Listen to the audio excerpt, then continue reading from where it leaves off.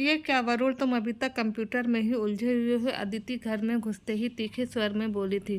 Computer में उलझा नहीं हूँ, काम कर रहा हूँ, वरुण ने भी उतने ही तीखे स्वर में उत्तर दिया था। ऐसा क्या कर रहे हो सुबह से? हर बात तुम्हें बतानी आवश्यक नहीं है, और कृपया करके मेरे काम में विघ्न मत डालो, वरुण ने झिड़क दिया।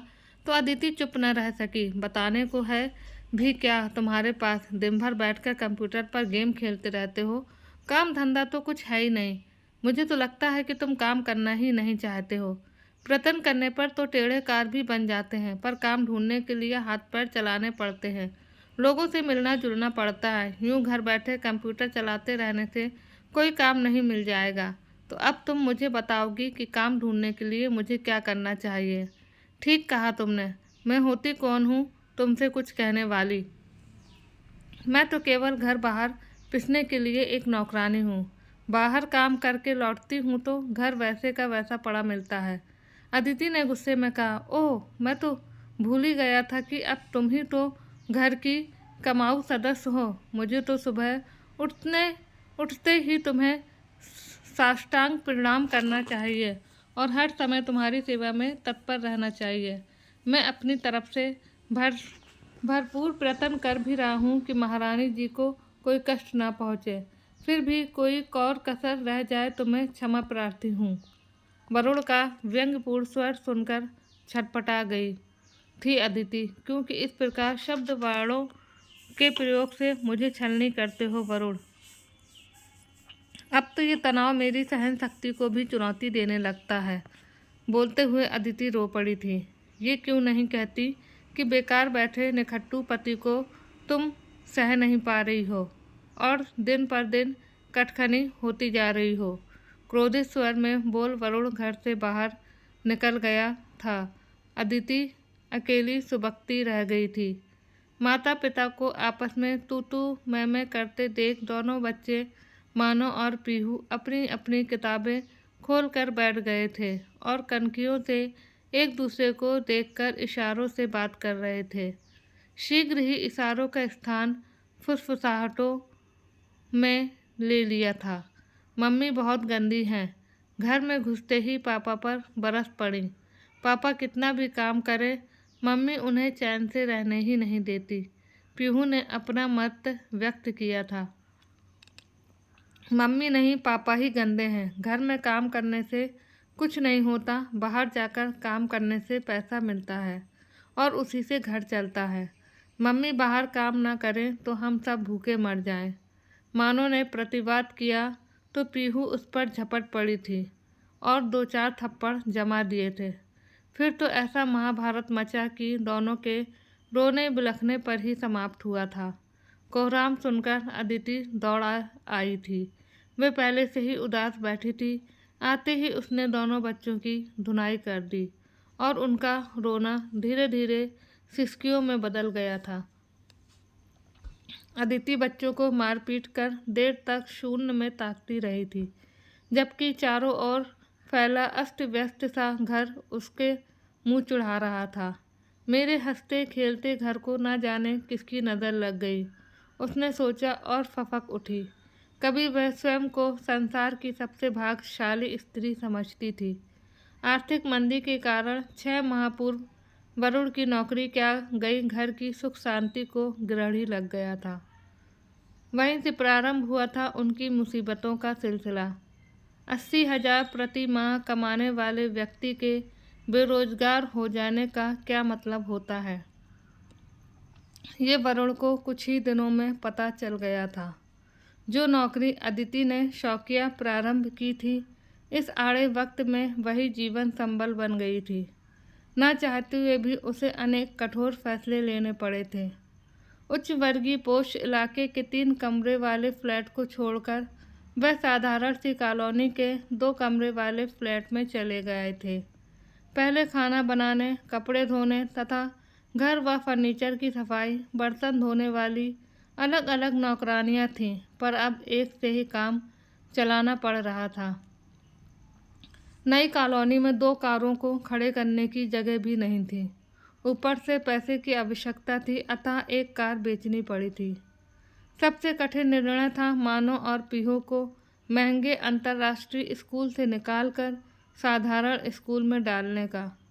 अदिति वरुण ने बच्चों को यही समझाया था कि पढ़ाई का स्तर ठीक न होने के कारण ही उन्हें दूसरे स्कूल में डाल रहे हैं।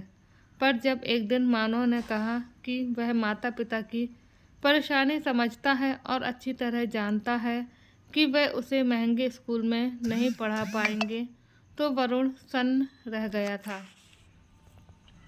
अदिति के मुंह से चाह कर भी कोई बोल नहीं फूटा था। इस तरह की परिस्थिति में संघर्ष करने वाला केवल उनका ही परिवार नहीं था, वरुण के कुछ अन्य मित्र भी वैसे ही कठिनाइयों से जूझ रहे थे। वह सभी मिलते जुलते एक दूसरे की कठिनाइयों को कम करने का प्रयत्न करते। इस तरह हंसते बोलते बेरोजगारी का दंश कम करने का प्रयत्न करते थे। अपनी ओर से अदिति स्थिति को संभालने का जितना ही प्रयत्न करती, उतने ही निराशा के गर्त में गिरती जाती थी। पूरे परिवार को अजीब सी परेशानी ने घेर लिया था। बच्चे भी अब बच्चों जैसा व्यवहार कहाँ करते थे। पहले वाली नित्य नई मांगों का सिलसिला तो कब का समाप्त हो गया था। जब से उन्हें महंगे अंतर्राष्ट्रीय स्कूल से निकालकर दूसरे मध्यवर्गीय स्कूल में डाला गया था, वह ना मित्रों की बात करते थे और ना ही स्कूल की छोटी मोटी घटनाओं का जिक्र ही करते थे। अदिति को स्वयं पर ही गिलानी हो आई थी। बिना मतलब बच्चों को धुनने की क्या आवश्यकता थी।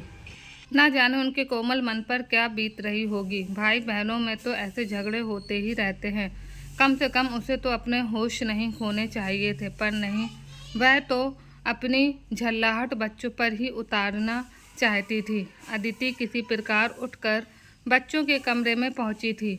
मानव और पीहू अब भी मुंह फुलाए बैठे थे। अदिति ने दोनों को मनाया, पुचकारा, मम्मी को माफ़ नहीं करोगे तुम दोनों। बच्चों का रुख देखकर अदिति ने झटपट क्षमा भी मांग ली थी, पर ये क्या, डांट खाकर भी सदा चहकती रहने वाली पीहू फपक पड़ी थी। अब हमारा क्या होगा मम्मी, वह रोते हुए अस्पष्ट स्वर में बोली थी। क्या होगा का क्या मतलब है, और ऐसी बात तुम्हारे दिमाग में आई कैसे? पापा की नौकरी चली गई मम्मी, अब आप उन्हें छोड़ दोगी ना? पीहू ने भोले स्वर में पूछा था। क्या, किसने कहा ये सब? ना जाने क्या उल जलूल बातें सोचते रहते हो तुम दोनों, समझाते हुए अदिति ने मानव और पीहू को झिड़क दिया था। पर दूसरे ही क्षण दोनों बच्चों को अपनी बाहों में समेट कर चूम लिया था। हम सबका परिवार है, ये ऐसी बातों से कोई किसी से अलग नहीं होता। हम सबका बंधन अटूट है। पापा की नौकरी चली गई तो क्या हुआ, दूसरी मिल जाएगी। तब तक मेरी नौकरी में मज़े से काम चल ही रहा है। कहाँ काम चल रहा है मम्मी? मेरे सभी मित्र यही कहते हैं कि अब हम गरीब हो गए हैं, तभी तो प्रगति इंटरनेशनल को छोड़कर हमें मॉडल स्कूल में दाखिला लेना पड़ा। टाइगर हाइट्स छोड़कर हमें जनता अपार्टमेंट के छोटे से फ्लैट में रहना पड़ रहा है। मानो उदास स्वर में बोला तो अदिति सुन रह गई। ऐसा नहीं है बेटे, तुम्हारे पुराने स्कूल में ढंग से पढ़ाई नहीं होती थी, इसलिए उसे बदलना पड़ा।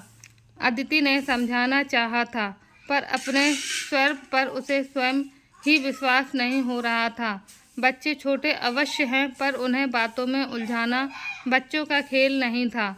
कुछ ही देर में बच्चे अपना गृह कार्य समाप्त कर खा पीकर सो गए थे, पर अदिति वरुण की प्रतीक्षा में बैठे हुए ऊँघने लगी थी। रात के 11 बज गए तो उसने मोबाइल उठाकर वरुण से संपर्क करने का प्रयत्न किया था। घर से रूठ कर गए हैं, मनाना तो पड़ेगा ही, पर नंबर मिलाते ही खाने की मेज पर रखा वरुण का फ़ोन बजने लगा था। तो महाशय फ़ोन यहीं छोड़ गए हैं। इतना गैर जिम्मेदार तो वरुण कभी नहीं थे। क्या बेरोजगारी मनुष्य के व्यक्तित्व को इस तरह बदल देती है? कब तक आंखें पसारे बैठी रहे वह वरुण के लिए? कल ऑफिस भी जाना है। इसी ऊहा पोह में कब उसकी आंख लग गई थी पता ही नहीं चला था। दीवार घड़ी में 12 घंटों का स्वर सुनकर वह चौंक कर उठ बैठी थी। घबराकर उसने वरुण के मित्रों से संपर्क किया। कौन? मनीषा।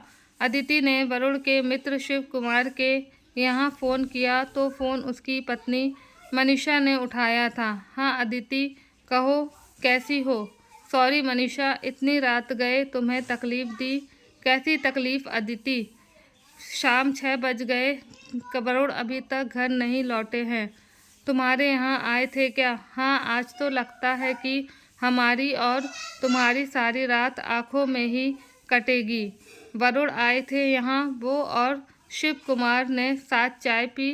गपशप चल ही रही थी कि मनोज की पत्नी का फ़ोन आ गया कि मनोज ने फांसी लगाकर आत्महत्या कर ली है। दोनों साथी मनोज के यहाँ गए हैं, पर जो भी हो उन्हें तुम्हें फ़ोन तो करना चाहिए था।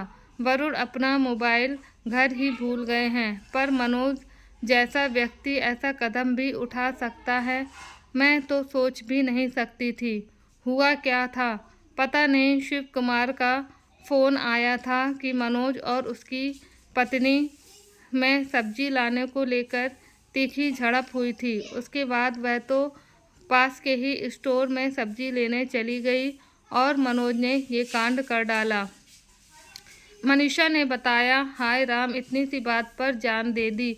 बात इतनी सी कहाँ है अदिति, ये लोग तो आकाश से सीधे ज़मीन पर गिरे हैं। छोटी सी बात भी इन्हें तीर की तरह लगती है, पर इन्होंने तो एक दूसरे को सहारा देने के लिए संगठन बनाया हुआ है। कैसा संगठन और कैसा सहारा? जब अपनी ही समस्या नहीं सुलझती तो दूसरों की क्या सुलझाएंगे? बोलते हुए मनीषा लगभग रो ही पड़ी थी। लेकिन शिव कुमार भैया फिर भी तकदीर वाले हैं कि शीघ्र ही दूसरी नौकरी मिल गई। अब तुमसे क्या छुपाना अदिति, शिव कुमार के चाचा जी की फैक्ट्री है। पहले से 1/3 वेतन पर दिन रात जुटे रहते हैं। ऐसा भी देखना पड़ेगा, कभी सोचा न था। फिर अदिति ने फ़ोन रख दिया था। अदिति की चिंता की सीमा न थी। इतनी सी बात पर मनोज ने ये क्या कर डाला। अपनी पत्नी और बच्चे के बारे में भी नहीं सोचा। अदिति पूरी रात सो नहीं सकी थी। उसके और वरुण के बीच भी तो आए दिन झगड़े होते रहते हैं। वह तो दिन भर ऑफिस में रहती है और वरुण अकेला घर में। उससे आगे तो वह सोच भी नहीं सकी और फफक कर रो पड़ी थी। वरुण लगभग 10 बजे घर लौटे थे। ये क्या, कल 6 बजे घर से निकलकर अब घर लौटे हो? एक फ़ोन तक नहीं किया? अदिति ने देखते ही उलाहना दिया था। क्या फ़र्क पड़ता है अदिति, मैं रहूं या ना रहूं? तुम तो अपने पाँवों पर खड़ी हो। ऐसी बात मुंह से फिर कभी मत निकालना। और किसी का तो पता नहीं, पर मैं तो जीते जी मर जाऊंगी। अदिति फफक उठी थी। ये संसार ऐसे ही चलता रहता है। अदिति देखो ना, मनोज हमें छोड़कर चला गया, पर संसार अपनी ही गति से चल रहा है। ना मनोज के जाने का दुख है और ना ही उसके लिए किसी की आंखों में 2 आंसू। वरुण रो पड़ा था। पहली बार अदिति ने वरुण को इस तरह बेहाल देखा था। वह बच्चों के सामने ही फूट फूट कर रो रहा था। अदिति उसे अंदर ले गई थी। मानो और पीहू आश्चर्यचकित से खड़े रह गए थे। तुम दोनों यहीं बैठो, मैं चाय बना लाती हूँ। अदिति हैरान परेशान सी बच्चों को बालकनी में बिठाकर वरुण को सांत्वना देने लगी थी। वह नहीं चाहती थी कि वरुण की इस मनोस्थिति का प्रभाव बच्चों पर पड़े। ऐसा क्या हो गया जो मनोज हद से गुजर गया? पिछले सप्ताह ही तो सब परिवार आया था हमारे यहाँ। इतना हंसमुख और मिलनसार व्यक्ति अंदर से इतना उदास और अकेला होगा, ये भला कौन सोच सकता था? अदिति के स्वर में भय और विश्वास साफ झलक रहा था। उत्तर में वरुण एक शब्द भी नहीं बोला था। उसने अदिति पर एक गहरी दृष्टि डाली थी और चाय पीने लगा था। मनोज की पत्नी और बच्चे का क्या होगा? अदिति ने पुनः प्रश्न किया था। वह अब भी स्वयं को समझा नहीं पाई थी। उसके पिता आ गए हैं, वह ही दोनों को साथ ले जाएंगे। पिता का अच्छा व्यवसाय है, मेवों के थोक व्यापारी हैं। वह तो मनोज को व्यापार संभालने के लिए बुला रहे थे, पर ये जिद ठाने बैठा था कि पिता के साथ व्यापार नहीं करेगा। अदिति की विचार श्रृंखला थमने का नाम ही नहीं ले रही थी। मनोज की पत्नी मंजुला अक्सर अपनी पुरातन पंथी ससुराल का उपहास किया करती थी।